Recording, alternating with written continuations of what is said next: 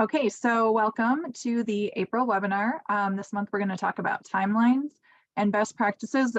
We've got not necessarily a new policy, but a policy we are now being required to enforce regarding timelines. And then again, we'll have some discussion following this webinar about the 2023 budget. With me today on the webinar is Kimberly Dickey and Lynn Symington. They will be taking the question and answers that come up during the webinar, and anything that can't be answered, I will answer during the question portion. Again, the chat is disabled for this webinar, so you'll have to use the Q&A function. I do hope that it is turned on. I forgot to check that, but if not, Kimberly, if you can go in there and fix that at some point, that would be awesome.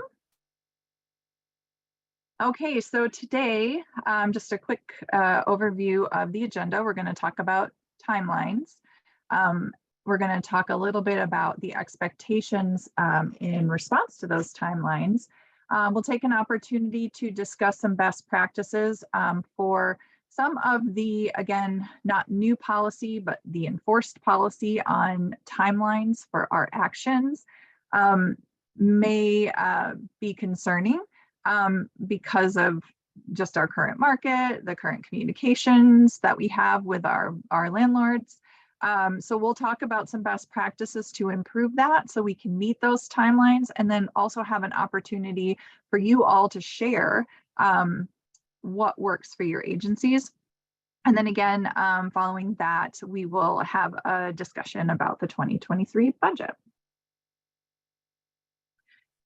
So to start, sorry, I gotta move my remote here so I can actually read my screen. Timelines. So right now, as we are meeting with HUD on a monthly basis to discuss our 2023 budget projections, for particularly for our Housing Choice Voucher Program. But these things that we're discussing today applies to all of our rental assistance programs, because they have to do with what people way smarter than me, our accounting team, refer to as generally accepted accounting principles, or GAAP. I had no idea what that was until this year when we started meeting with our budget team, our accounting team, and HUD to discuss our current budget. And specifically, as we process our check runs every month, accounting has noticed, and not that this is a new phenomenon, but this is something that we have a new accountant that's taking a peek at all of the paperwork. And they are noticing that we have a lot of what they refer to as prior month expenses that we are reporting. What that essentially means is we are processing a lot of backdated actions. So for example, we just completed our May check run, and within that May check run, there were actions for May, there were actions for April, and then there were actions that dated back to September of 2022 that we were going back and making monthly payments all the way back to September of 2022. And this is having quite an impact on the way we report and project our budget, specifically the Housing Choice Voucher budget, what we project our spending to be. We let HUD know that every month, and they come back and say, hold on, you're projected to overspend for this year, which is our current potential situation that we're in. So as we dig into our check runs, we are noticing a lot of backdated actions. This was discussed with HUD and our accounting team, and our HUD financial analyst said to us, and this is a loose quote, 60 days is the HUD standard for a lot of things in the rental assistance program. It is the HUD standard for whether or not a verification of income is a legitimate verification. It has to be verified within 60 days. Our HAP contracts have to be signed and executed within 60 days of the effective date. If a landlord has to increase the rent, they have to provide us notice within 60 days. So she sort of made the connection that HUD is really fond of 60 days. With that, the suggestion, the policy that we need to enforce is that any payable actions, specifically moves and new admissions, have to be submitted to the Division of Housing so we can submit to HUD within 60 days of the effective date. This has a couple implications. Number one, HUD says 60 days. Number two, our accounting team, who do a lot of work for us, I believe our last check run that we processed for the whole month exceeded $7 million in 1 month for all of our rental assistance programs. So we have a couple accountants that are assigned just to our program that just do our rental assistance work. They aren't able to break out prior month payments beyond the actual prior month. So for example, any May payments from our May check run, they can break into the May 2023 budget bucket. Then anything prior to May, think our April payments, are put into the prior month bucket. But within that prior month bucket, we are also including the March, the February, the January, that September 2022 payment that we talked about. It can't be broken out beyond that prior month. And this, again, is the generally accepted accounting principle, or GAAP, that they are telling us they have to follow. So they aren't able to go in and tell us, okay, all of these prior months, we're going to put them in the correct bucket. You can report that to HUD. That's not reality. That's not something that they can do. They would have to hire a third accountant to do that work. So what we need to do is enforce the HUD policy and make changes on our end. And we're going to talk a little bit about that, as well as some other timeline things. Just for an example, we looked at the April 2023 check runs. Now we do 2 check runs. We do the first of the month and we do the mid-month check run to try and catch whatever we couldn't catch on the first of the month. In our April 2023 check run, we had a total of $335,000 that was the payments that went beyond 60 days. So those were payments for February 2023 and earlier. That totaled $335,000. Of that, $190,000 was specifically housing choice voucher payments that were beyond the 60 days. So think moves, new admissions, abatements that were removed or canceled 6 months later. All of those went into our prior month. And if we project that, which HUD makes us do, HUD says, what did you pay in April? Put it on this spreadsheet, send it to us. We'll let you know if you're in trouble for overspending. If we multiply that $190,000 that we just had in April by 12 months, that looks like we are spending almost $2.3 million more than we actually are in the current and the prior month. This is a lot of math and accounting, and don't test me on it. I just meet with accounting on a monthly basis and HUD on a monthly basis, and this is what they're showing us. All that to say, as we look at our 2023 budget projections, we are projected to potentially be in a shortfall by the end of the year. And a piece of that is how we report our expenses. So that's why we're here today to talk about some changes or again, some enforcement that we have to do of a HUD policy. So the bullet at the end that's highlighted, new admissions and moves must be submitted to the Division of Housing within 60 days of the effective date. That's what we're here to talk about. And just to provide, the HUD regulation, again, this is something that we can't accommodate, that we at the Division of Housing or any public housing authority, we can't manipulate or change this. This is the HUD regulation, and it is 24 CFR 982.305, which is the PHA approval of assisted tenancy regulation. And then specifically paragraph C discusses when the HAP contract is executed.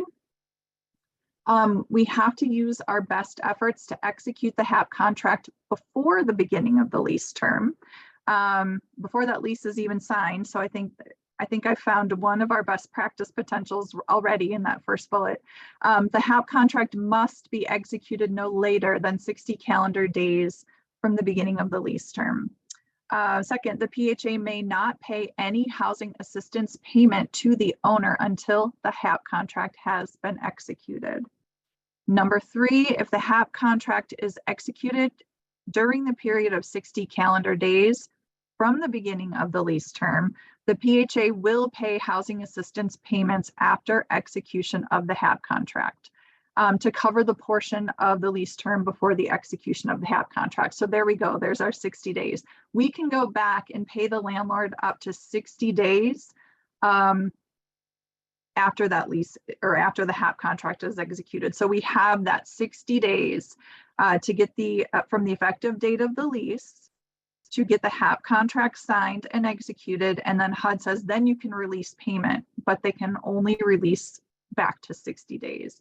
So this is that already existing policy that we've got a little bit lax on. I think a lot of it, you know, having to do with some of the waivers we approved during COVID. Of course, HUD extended that 60-day rule during COVID. And I think we might have gotten a little comfortable with it and not realizing the impact it had on our budget until this year. And then finally, the fourth paragraph here, any HAP contract executed after the 60-day period is void, and the PHA may not pay any housing assistance payment to the owner. So that's a big deal. I know that landlords have some struggles getting that signed HAP contract back to you. Again, we'll address that in our best practices portion of the webinar.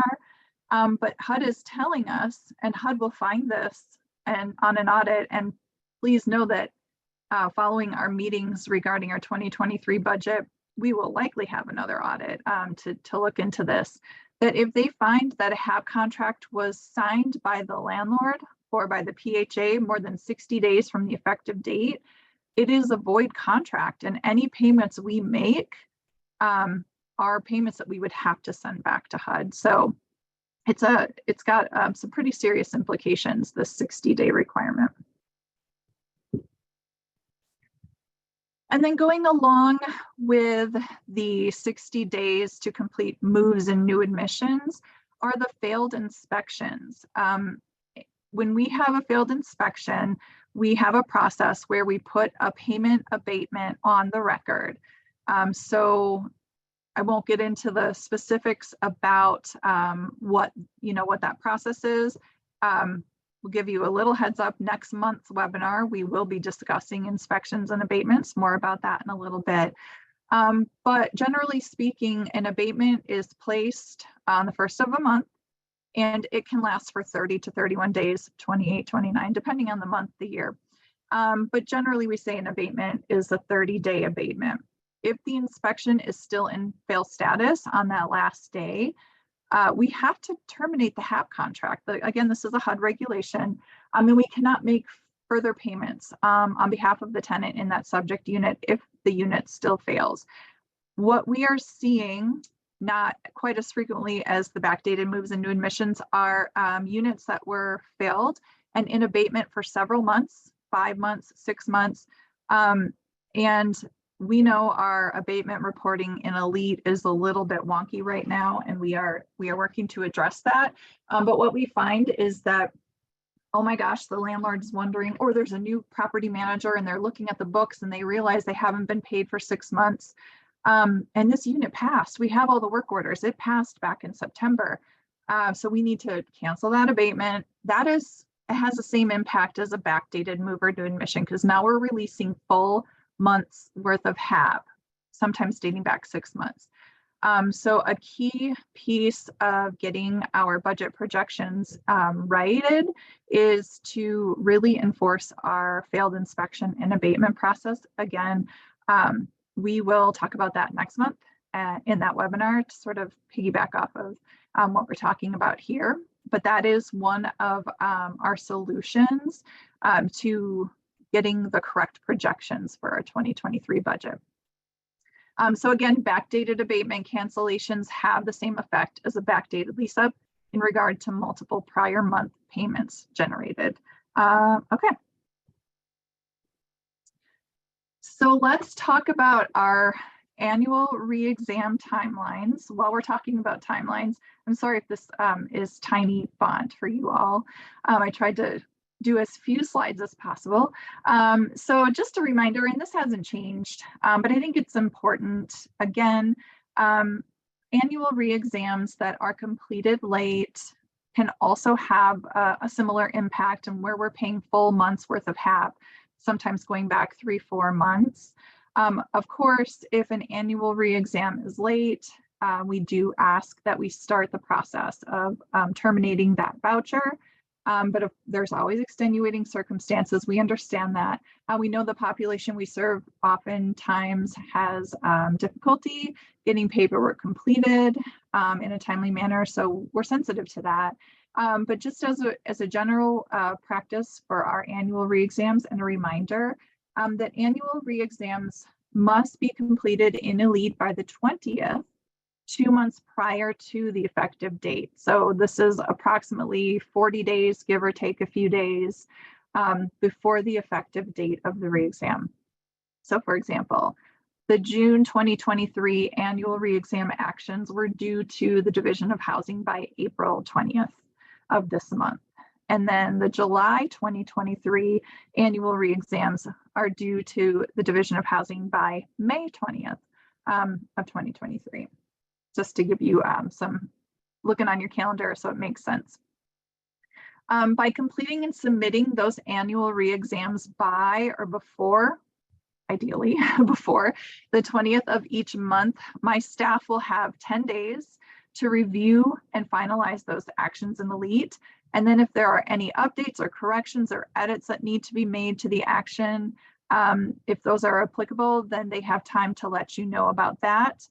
This also will give you all, the agencies, an opportunity to print out those rent change notices and get them to the landlord and the participant within that 30-day required notice of rent change.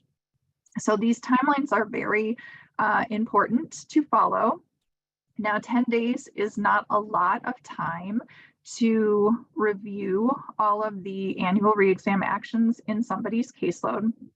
That's why we really emphasize, if possible, getting those actions to your SPOC or completed in Elite sooner than the 20th, because imagine a caseload, for example, if I have 300 annuals that I know are due this month from all of my agencies and everyone waited till the 20th to data enter or send their paperwork, that doesn't give the SPOCs very much time to do a thorough review of all of the things that were submitted. So the sooner that these actions can be submitted, like as soon as they're complete, the better. But in order for us to guarantee payment, this bottom paragraph, an action must be validated and marked as complete in Elite, or all the paperwork must be received and complete if you're not a staff that currently data enters into Elite. By the 1st of the month, for the new and updated payment to be included in the mid-month or the 15th check run. This is aside from the annual re-exams. I sort of shared a slide here. So these are for our moves, our new admissions, or income, or other kind of interims, rent change interims that impact the tenant's portion.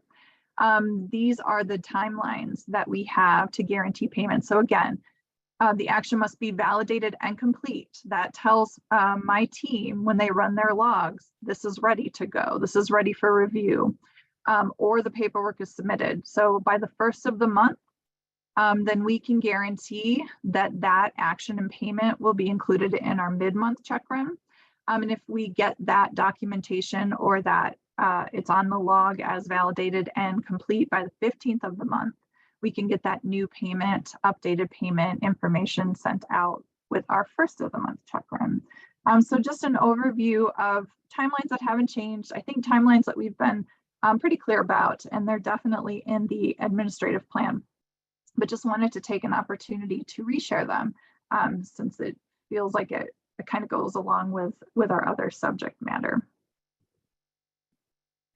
Now, we understand that we are asking a lot from our agencies to get things to us in a specific amount of time, make sure it's complete, make sure it's marked, validated, and complete and elite by these deadlines, because they do have pretty serious implications on payments.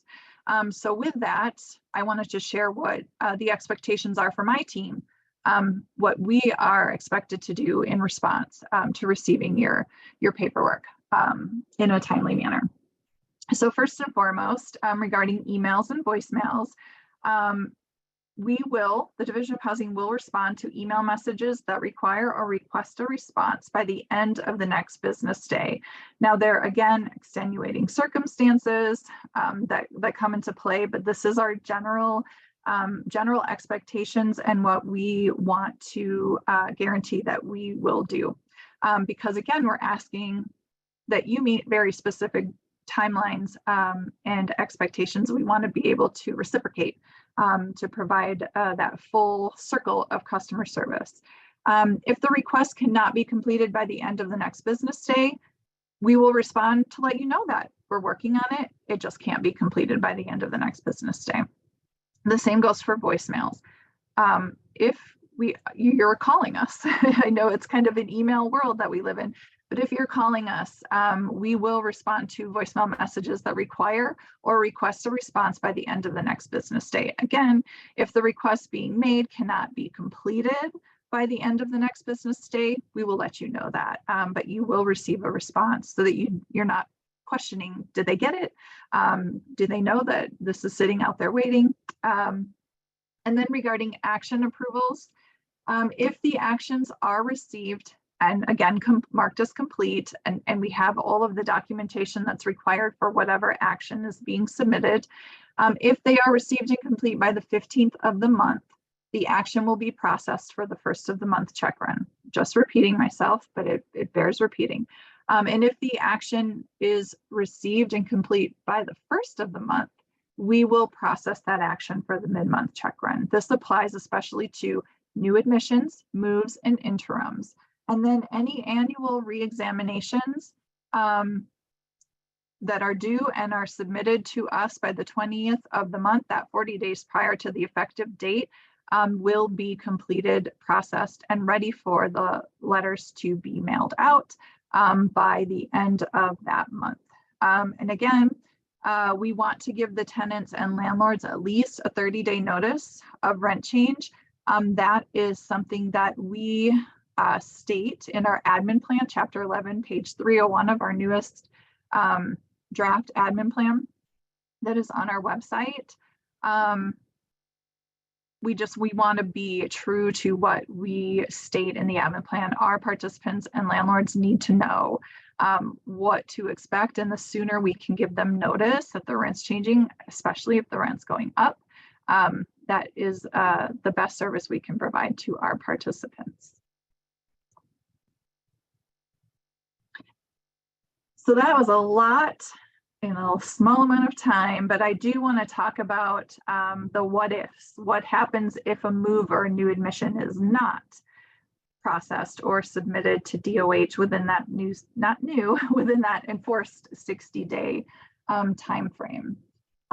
So, I mean, bluntly, the moves and new admission actions received by the Division of Housing more than 60 days beyond the effective date will not be processed.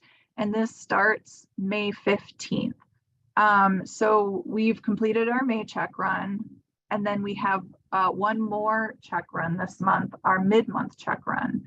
And May 15th, is a little more than 2 weeks away, but starting with our June 1st check run, I'm jumping the bullet here a little bit on the third bullet, our accounting team, who has been in discussions with us since we've started meeting with them and HUD, are really digging into our check run data and really calling out why are these payments dating back to the prior calendar year, sometimes the prior fiscal year, which is a huge headache for accountants. If any of you have any experience with accounting, you know there's that fiscal year close, the calendar year close, the quarterly close. Again, did not go to school for accounting. I'm saying things. not necessarily knowing what they mean, but when these things go back, they have to reopen the quarter, repost. It's nothing I want to have to discuss with our accounting team. Let's just put it that way during our meetings with them. And so starting June 1st, with our June 1st check run, they're really going to be digging into that and asking these questions.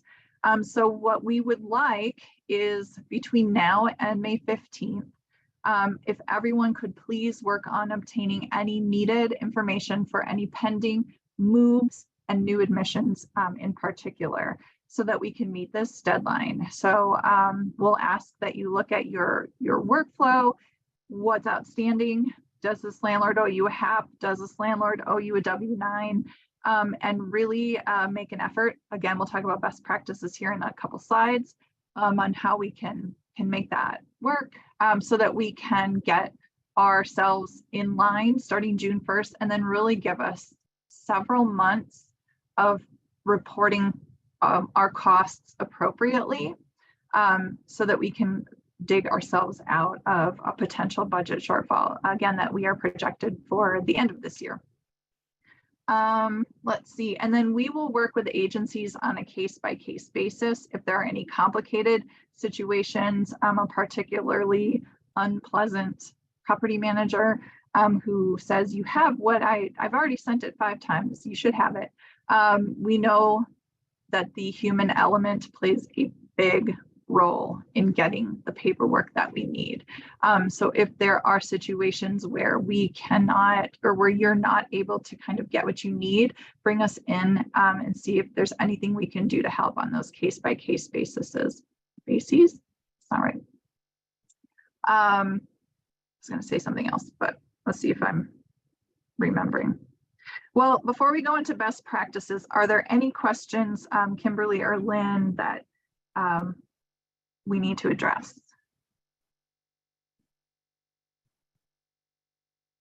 I don't think so. We have one more to answer and we'll answer it right now. Okay, great. Thank you.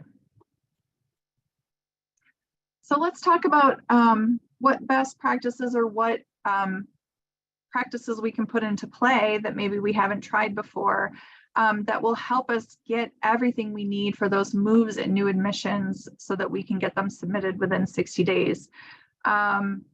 We have, and I apologize, I didn't send all the documents out prior to today's webinar because I did not have them ready, but let me see if I can pull this up. Let's see. So we have a landlord follow-up letter that one of my team members created in response to a complicated situation with a property manager. Kimberly, can you see that?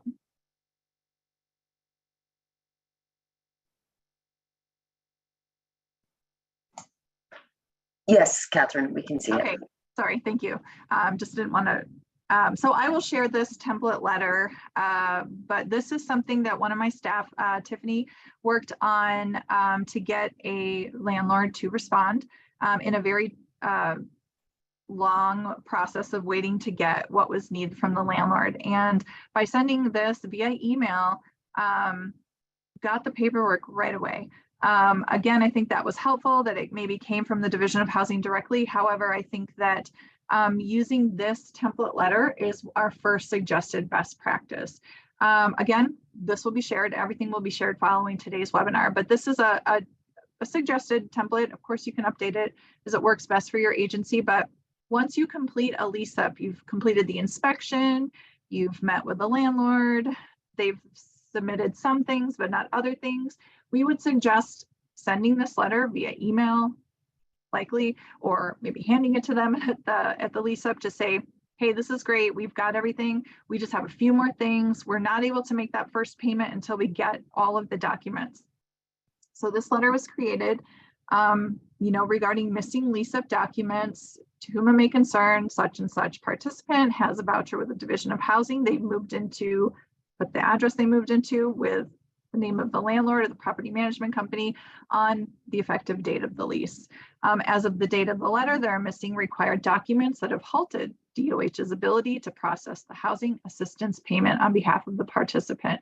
So with this letter, you will check the boxes below on what is needed. Again, you can manipulate this letter to add other things that you might be waiting for. The W-9, the HAP contract, the lease, and then with this, you send a blank W-9, the housing assistance payment contract that you've typed up that they just need to sign, the EFT form, whatever it is that they're missing that's stopping us from being able to pay them or pay them in the manner they want to be paid via EFT. You just send it all right away. Great, we met, the inspection passed. You didn't have the HAP contract yet, or you weren't comfortable signing the HAP contract right away, so I'm just sending you this reminder. This is one tool that can be used. You provide your phone number and email, and then they can just send it back to you. Now, I think a key to this process is, is follow-up, right? The ball's in your court, landlord. I've got 20 other lease ups that I'm working on. I can't remember everything I'm waiting for. I totally get that. I've sent you the request. It's off my plate. Check the box, it's done.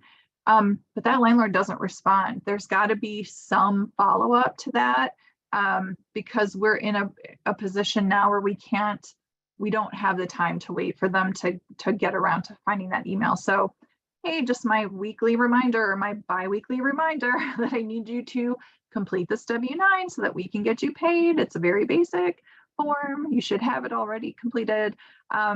Just that follow through. So you've sent the letter, you know you're waiting on something back. Just continue to follow up.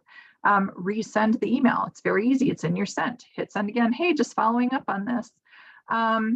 Now, one thing that I'm sure I didn't learn, and I'm certain I knew it all along, but it just occurred to me when I read through the federal regulations about the HAP contract, you can get that HAP contract signed by the landlord even before the lease is signed. So that's a best practice. Bring that HAP contract. You've got the RAFTA, the request for tenancy approval. That's been returned. You know, okay, they say that the lease is going to start May 1st. We know it doesn't always, but hey, they said May 1st. They say the rent's $1,300. They say these are the utilities. So we have what we need to complete that HAP contract, maybe with the exception of what the HAP portion will be, but bring that mostly completed HAP contract to the inspection or any other time you're meeting with the landlord. If you do a remote video inspection, follow it up. Hey, it was great meeting with you. The inspection passed. As a reminder, here's my template letter. We still need the W-9 and the HAP. I've attached it for your convenience. Please sign. So we can get that HAP contract signed in advance. Of course, when the lease does arrive, you will want to double check to make sure the start date matches and everything still lines up, and you can edit that HAP contract accordingly. But that's a potential best practice to getting those hard to get documents following a lease up. We also have a cover page with the list of required documents and the lease up process that is explained step by step to the landlord. Our internal emergency housing voucher and BASH team use this. So I want to make it a little more global for all voucher programs, but it talks about, and then let me just see if I can bring it over. Here we go. Just to give you an idea, so this would go to the landlord. Step by step, what can we expect? The landlord will approve the rental application. Here are the payment standards so you know whether or not this unit may be affordable. The landlord completes the request for tenancy approval and so on. So providing that cover page that I will provide to you following today's webinar, attach the W-9, attach the RAFTA, get it all in one shot. So, hey landlord, it's so great. that our participant may want to rent from you. Here's some information about the process. Here's our payment standards, or they can be found at this part of the website. Here's the request for tenancy approval. Please complete it. While you're at it, please complete that W-9 and return both of them together. Another best practice that we use is on that second page of the request for tenancy approval, or the RAPTA form. Edit it to put your name, your phone number, your email address. Say, please return all completed forms to.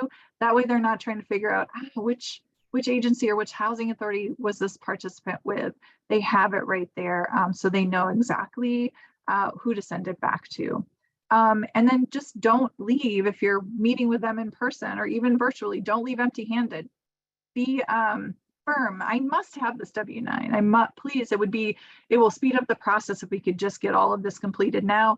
You'll get a copy of everything once we're done. That kind of negotiating tactics. So those are just some of the best practices that we use in-house for our in-house rental assistance programs that seem to work, but I am curious if you all have any that you want to share, what works best for your agency, some tips or tricks. I mean, if you want to raise your hand, I can unmute you. You can share with us, or if you want to share in the Q&A. But we would be curious. Of course, we're trying to collect all of this to share a larger best practice document with everyone following the webinar. And again, if you're not comfortable speaking or using the Q&A, feel free to email them to me. And I won't put anyone on the spot, and we can go to the next slide. And if something does come up in the Q&A, Kimberly and or Lynn, if you could just, we can share it, that would be great. But then again, share them with your SPOC or share them with me.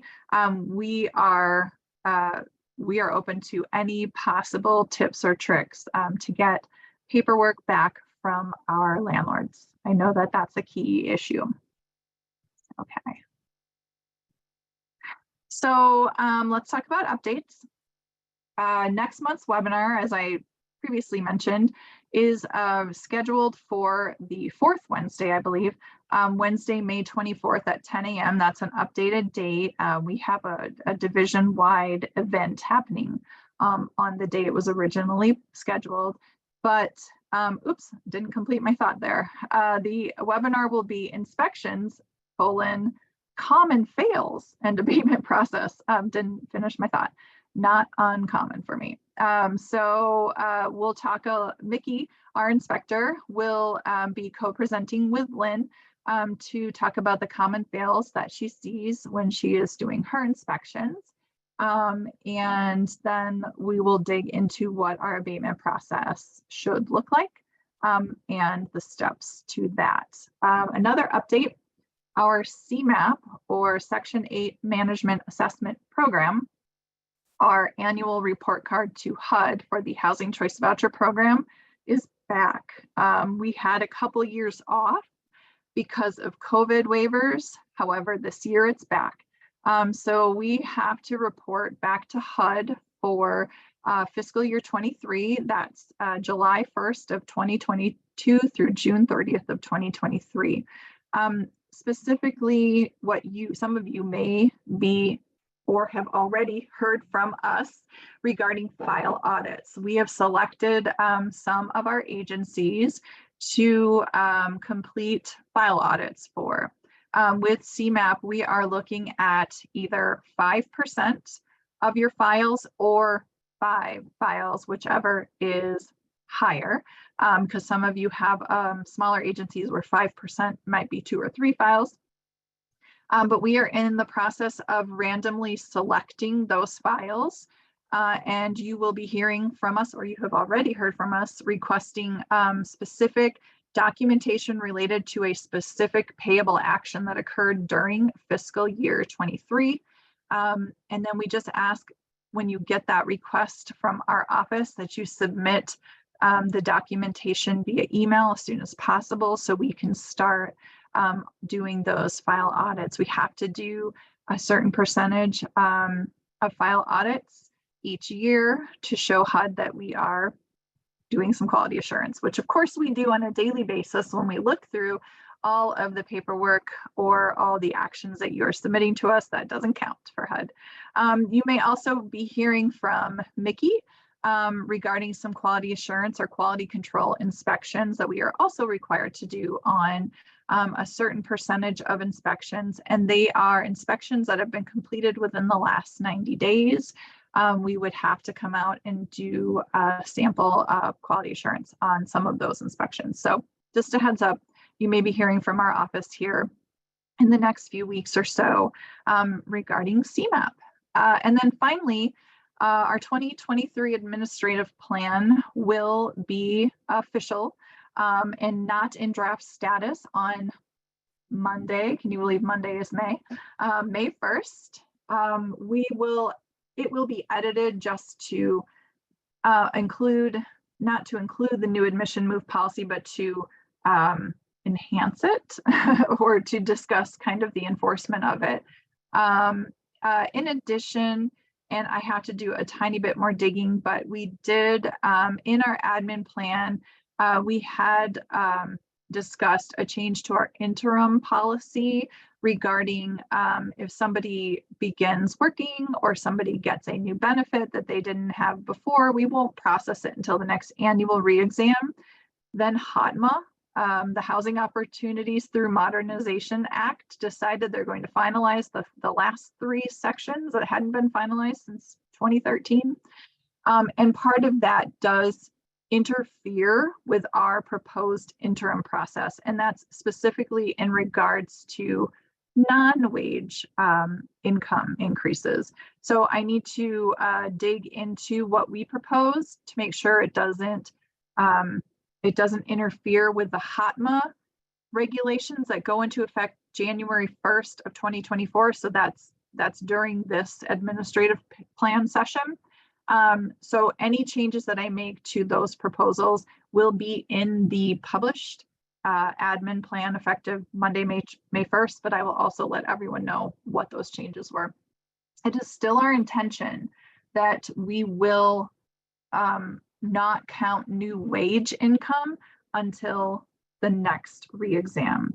And that will be in our May 1st admin plan. Now, as we meet with HUD on the monthly basis to talk about our projected budget concerns in 2023, they might suggest we look into that. I don't think it has a huge impact on our cost, but just stay tuned. If we make a change, we'll have to go through the whole public hearing process, so it wouldn't be immediate. As of May 1st, I'm keeping that piece in there. Okay, any questions that have not been answered? No, I think we have them all answered right now. Great. So with that section of the webinar, I'm going to stop recording, and then we will move into the next topic. But don't leave me.